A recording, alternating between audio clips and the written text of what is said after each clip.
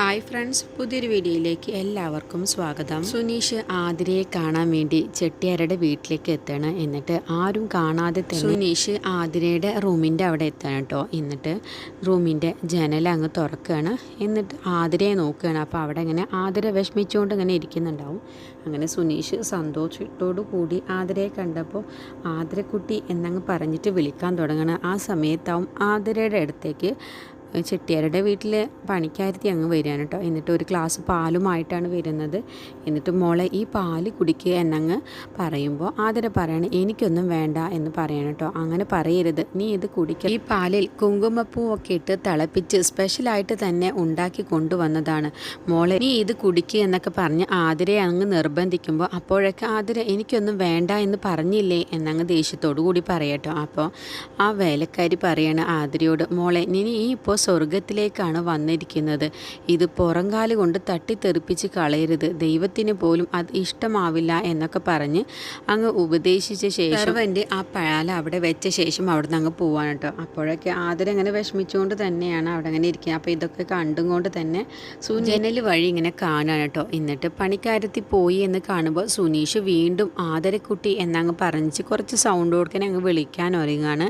അപ്പോഴത്തേക്കും കരീംബായി വന്ന് സുനീഷിൻ്റെ വായ അങ്ങ് പൊത്തിയിട്ട് വലിച്ചു അങ്ങ് കൊണ്ടുപോകാൻ കേട്ടോ. എന്നിട്ട് പറയാണ്, നീ എന്ത് ഭാവിച്ച സുനീഷ്, നിന്നോടല്ലേ ഞാൻ പറഞ്ഞത് ഇവിടേക്ക് ഇനി വരരുത്, നീ മരിക്കാൻ തന്നെ ഉറപ്പിച്ചിട്ടാണോ എന്നങ്ങ് ചോദിക്കട്ടെ. അപ്പോൾ സുനീഷ് പറയും, അതെ ഞാൻ മരിക്കാൻ തന്നെ ഉറപ്പിച്ചിട്ടാണ് നായരേട്ട ഇവിടേക്ക് വന്നത്, എനിക്ക് ആതിരക്കുട്ടി ഇല്ലാതെ ജീവിക്കാൻ കഴിയില്ല എന്ന് പറയുമ്പോൾ നിനക്കെന്താ എത്ര പറഞ്ഞാലും മനസ്സിലാവില്ലേ, ഇവിടുത്തെ പാണ്ടികളുടെ തല്ലുകൊണ്ട് നീ ചാവുന്നതാണോ നിനക്ക് വേണ്ടത്, ഞാൻ ചത്താലും വേണ്ടില്ല, എനിക്കെൻ്റെ ആതിരക്കുട്ടിയെ കണ്ട് ഒന്ന് സംസാരിച്ചിട്ട് ഞാൻ പോയിക്കോളാം എന്നൊക്കെ പറയട്ടോ.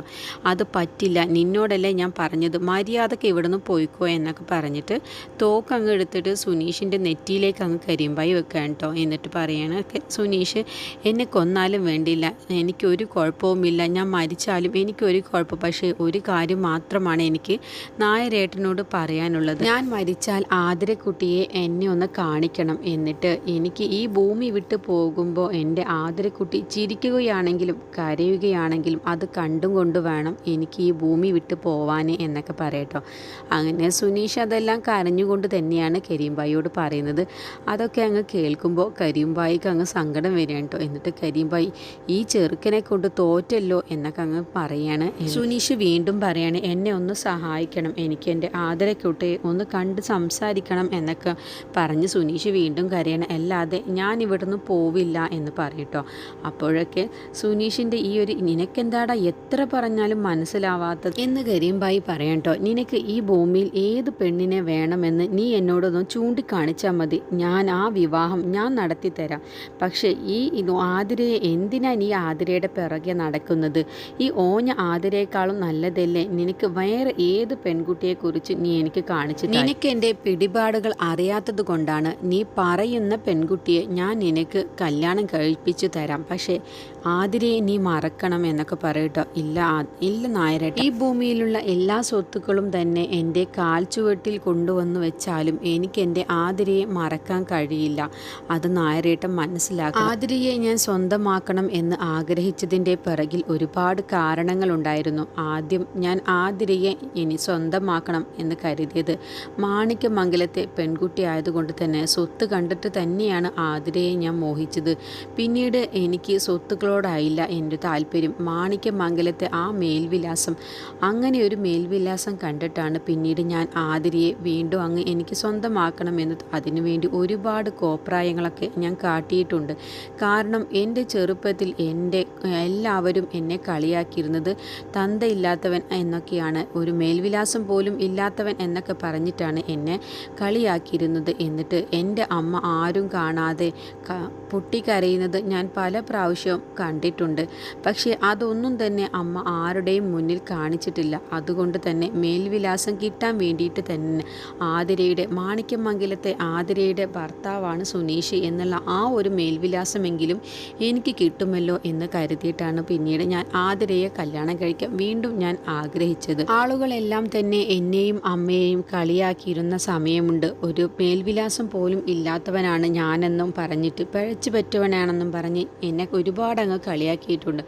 അവരുടെ എല്ലാം വായ അടക്കാൻ വേണ്ടിയിട്ട് തന്നെയാണ് സ്വയം അങ്ങ് മേൽവിലാസം ഉണ്ടാക്കി വേമ്പനാട്ട് സുനീഷ് കുമാർ എന്നൊക്കെ ആക്കി എല്ലാവരുടെയും മുന്നിൽ അങ്ങ് പൊട്ടിത്തൊളിച്ച് ഞാൻ നടന്നിരുന്നത് എന്നൊക്കെ പറഞ്ഞ് പൊട്ടിക്കരഞ്ഞുകൊണ്ട് ഇങ്ങനെ കരീം ഭായിയോടൊക്കെ പറയട്ടോ. അപ്പോൾ ഇതെല്ലാം തന്നെ കരീം ഭായി ഈ കഥ സുനീഷ് പറയുന്ന ഈ കഥ എല്ലാം തന്നെ ഇങ്ങനെ കേട്ടോണ്ടിരിക്കാൻ സങ്കടപ്പെട്ടുകൊണ്ട് തന്നെയാണ് കേൾക്കുന്നത്. അങ്ങനെ ബഹളമെല്ലാം കഴിഞ്ഞിട്ടാണ് ഞാൻ ആതിരയെ സ്വന്തമാക്കുന്നത്. ആതിര എൻ്റെ ജീവിതത്തിൽ വന്ന ശേഷം ഞാൻ ഒരുപാട് അങ്ങ് മാറി.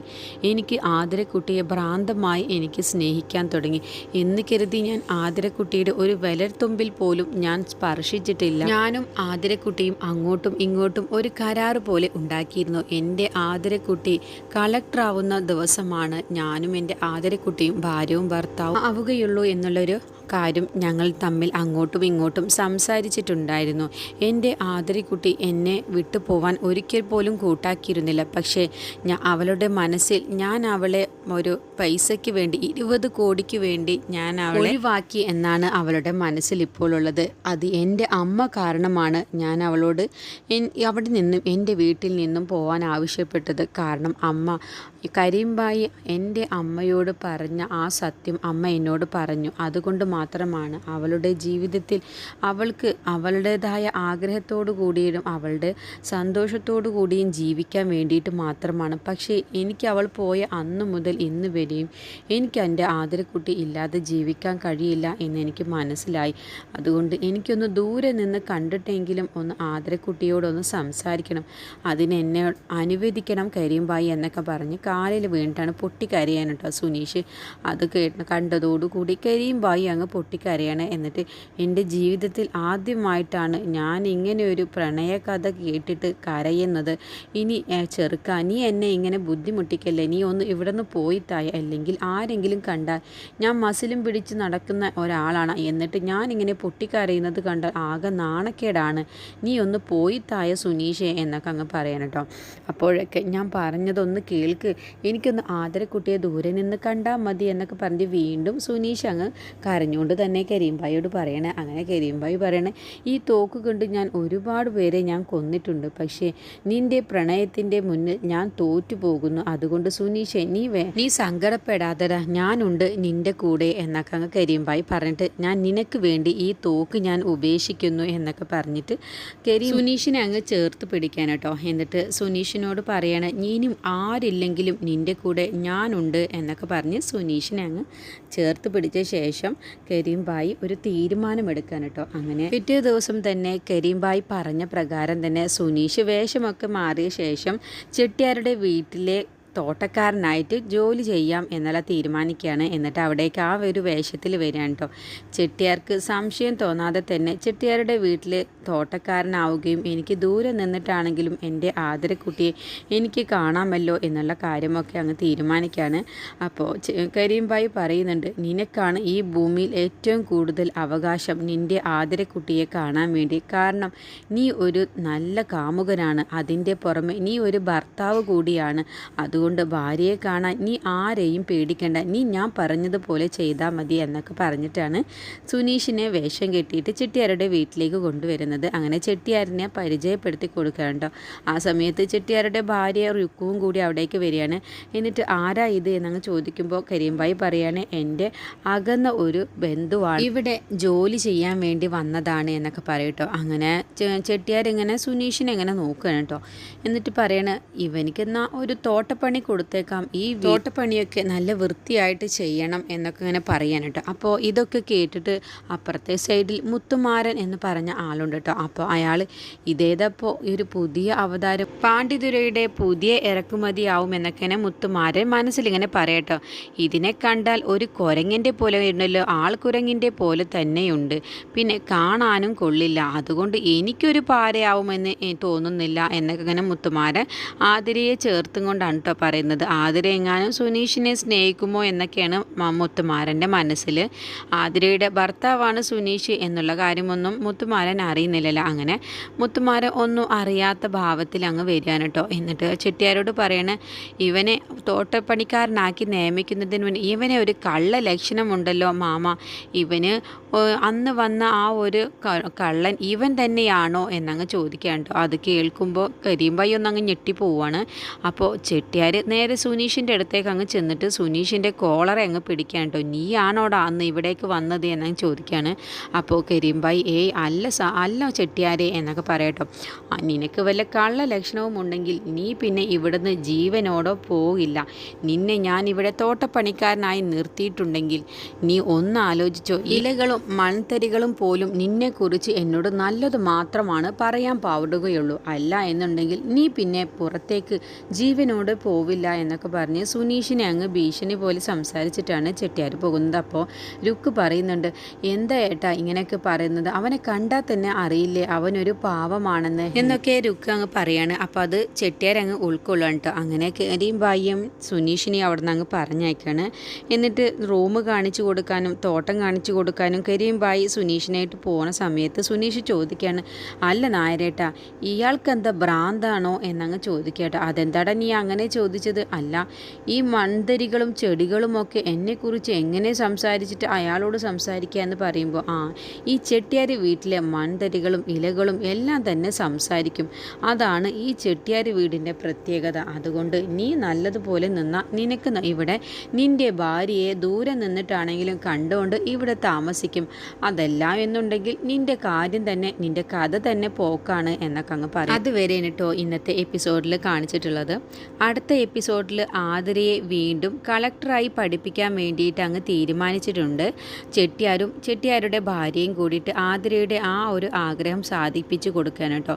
അങ്ങനെ വീണ്ടും ആതിരയെ പഠിപ്പിക്കുകയും ആതിരയുടെ ആഗ്രഹത്തിന് ഒന്നും തന്നെ ചെട്ടിയാരുടെ ഭാര്യയും തടസ്സമായിട്ട് നിൽക്കുന്നില്ല. അങ്ങനെ ആതിരയെ ഒരുപാട് അങ്ങ് സ്നേഹിക്കുകയാണ് കേട്ടോ അവർ. അങ്ങനെ കരീംബായി ആരും കാണാതെ തന്നെ സുനീഷിനെ ആതിരയുടെ റൂമിലേക്ക് അങ്ങ് ആക്കി കൊടുക്കാൻ കേട്ടോ. എന്നിട്ട് കഥകങ്ങ് അടക്കാണ്. ആതിര സുനീഷിനെ അകത്തേക്ക് കയറ്റിയ ശേഷം എന്നിട്ട് കരീംബായി അവിടെ കാവലായിട്ട് നിൽക്കാണ്ടോ. ഈ സമയത്താവും രുക്കു അവിടേക്ക് അങ്ങ് വരികയാണ്. അപ്പോൾ രുക്കു ആതിരയുടെ അവിടെ കരീംബായി നിൽക്കുന്നത് കാണുമ്പോൾ നിങ്ങളെന്താ ഇവിടെ നിൽക്കുന്നത് എന്ന് രുക്കു അങ്ങ് ചോദിക്കുകയാണ്. അപ്പോൾ കരീംബായി ഒന്നങ്ങ് പതറാണ് കേട്ടോ. എന്നിട്ട് കരീംബായി അവിടുന്ന് രക്ഷപ്പെടാൻ വേണ്ടിയിട്ട് ഓരോ നുണയും പറഞ്ഞിട്ട് അങ്ങ് പുറത്തേക്ക് പോവാണ്. എന്നിട്ട് രുക്കു അങ്ങ് ആതിരയുടെ കഥക് അങ്ങ് തട്ടിയിട്ട് വിളിക്കുകയാണ്, അലമേലു കഥക് തുറക്ക്, എന്താ നീ കഥക് കുറ്റിയിട്ടിരിക്കുന്നത്, കഥക് തുറക്കും മോളെ എന്നൊക്കെ പറഞ്ഞിട്ട് ഇങ്ങനെ തട്ടി വിളിക്കാനുണ്ടോ. അപ്പോൾ സുനീഷ് ആതിരയുമായിട്ട് സംസാരിക്കാൻ വേണ്ടി ഇങ്ങനെ ഒരുങ്ങാണ്.